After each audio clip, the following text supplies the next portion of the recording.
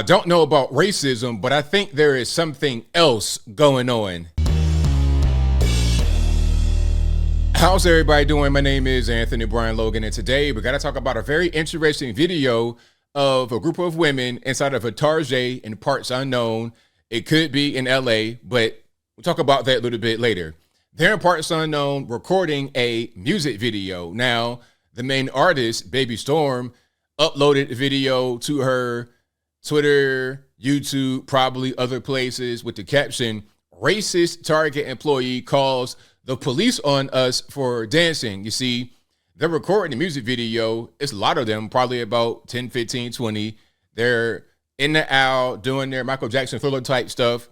And they're like, hey, you can't be in here doing that. You're in the way and you can't record and we're going to call the police. Now, is that racism? I don't think so. However, I think there's something else. It's not about race. It's not about anything other than that almighty dollar at the end of the day. But before I go down that road, let's go ahead and roll the clip. If you want to see the clip in full, link as always will be in the description box. If you're on IG, visit the link in the bio, go to the corresponding article on the website. But without further ado, let's go ahead and roll it. Play music.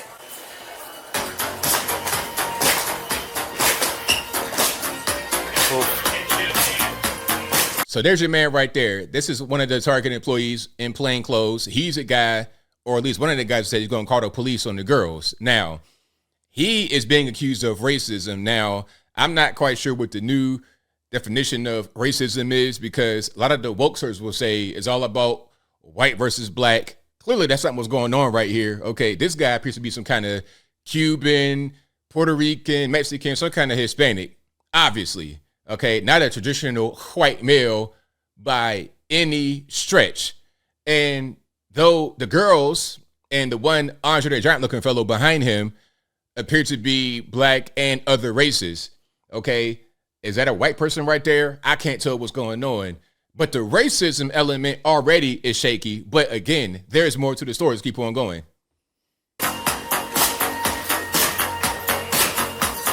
See, that's another one right there. So what's happening is somebody is recording, and then Bitman right here is blocking the recording because they were saying you can't be in here recording. Okay, that's what's going on. Now I'm gonna turn some of that sound down because I'm not trying to get a copyright on nothing on that. But the name of her song, "The City is a Graveyard," and then he said something. Let me just turn the sound back on for that. We're gonna have to call the cops on you guys. Gotta call the cops on you guys. Safety hazard. Safety hazard. Safety hazard is what he said. Hey, if we all just start and multiple people record, they can't block it. Right. We can sing it too.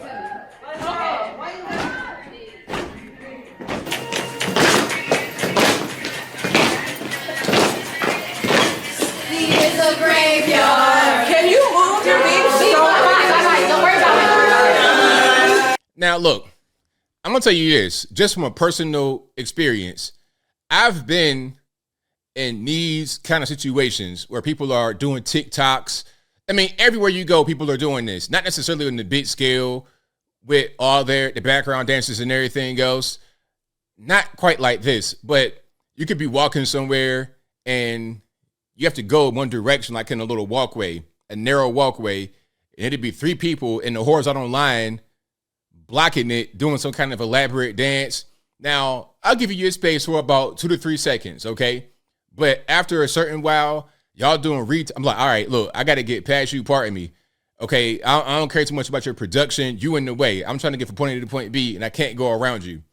So if I'm able to go around you, I'm not going to be inconvenienced by you blocking my way, then I'm cool. But if you guys are taking up the whole aisle and I can't get around you, that'd be the only issue. Now, here's why I think Tarjay would call the cops on them and not others we'll talk about in a minute, is because of some money. You see, if one of these girls and Bitman back here, if one of them slips and busts their hind parts on the ground right there in Target, all in the cosmetic section, all in the gum, all on a little high sign back there, if one of them slips and busts their hind parts from recording this music video, guess who's getting sued?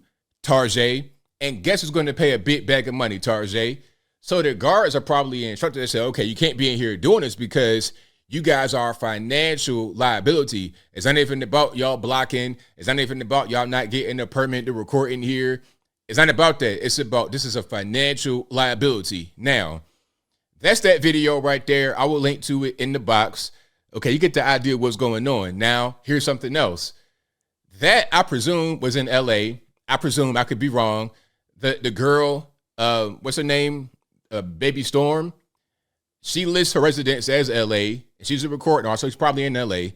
or somewhere in Southern California. Now, this is also in Southern California. A Nordstrom got flash mobbed, and no security was trying to stop them and trying to get in the way, talking about we going to call the cops. Why?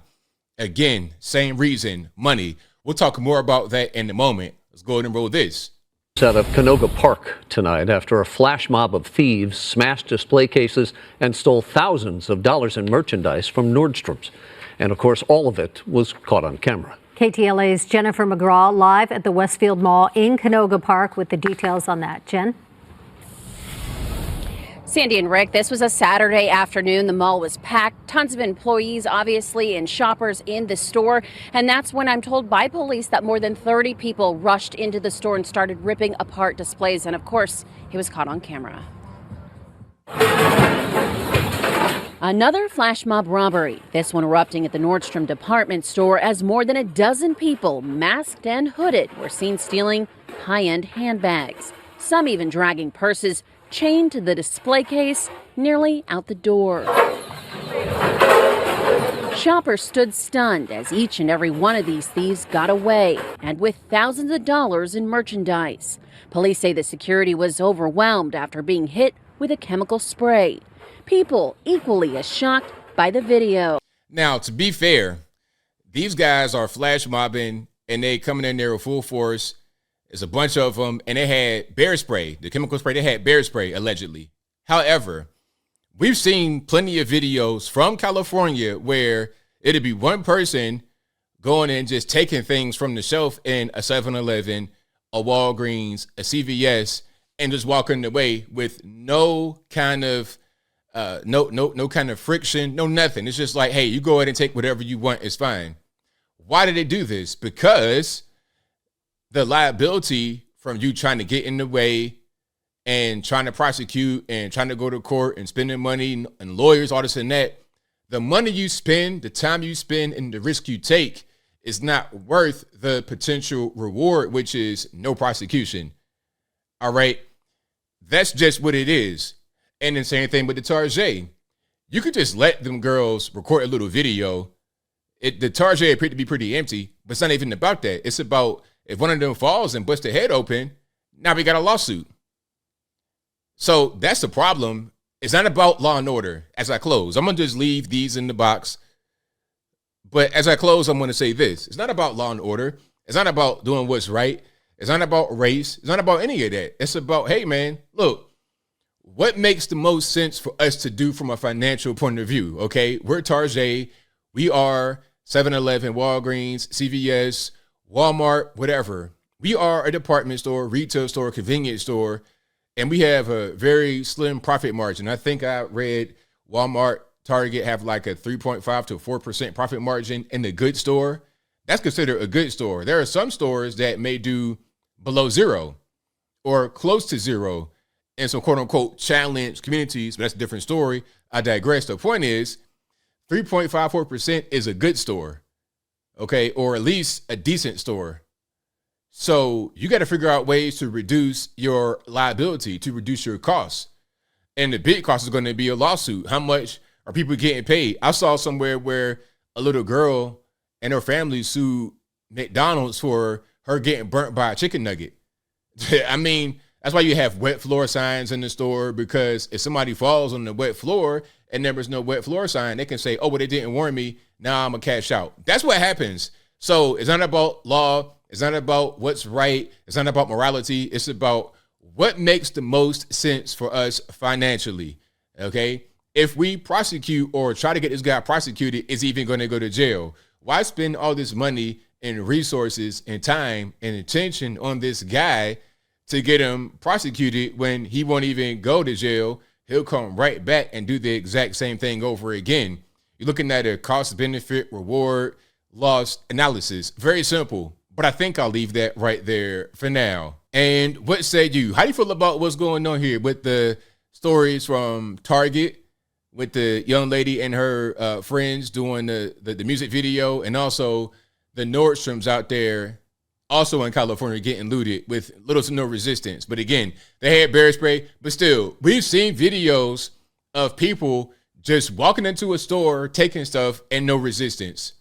We've seen it in California, especially. I think I only saw one video of somebody getting deleted over some merchandise, and that's the whole issue. That guy is, was risking, it was a risk of jail time perhaps for that guy, although he won't go. But whatever your thoughts on anything are, y'all please let me know in the comments below. You guys know where I'm at. This is all about money at the end of the day. What makes the most sense financially for these companies to do?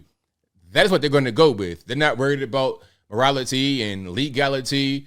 It's about money at the end of the day. So if you're going to steal, okay, well, if I just let you steal, I could file a claim on my insurance, or it'll be X loss versus you stealing. I don't get the merchandise back. Then I want to try to get lawyers, try to go to court and spend that much more money to get you prosecuted, only to not get the stuff back and for you not to go to jail anyway, when you don't get really sent to the penitentiary in California unless you got proven to be an axe murderer and you got caught red-handed on camera. But whatever your thoughts are, please let me know in the comments below. And that's all I got to say for this video. If you like what you heard, please comment, rate, share, and subscribe. Peace.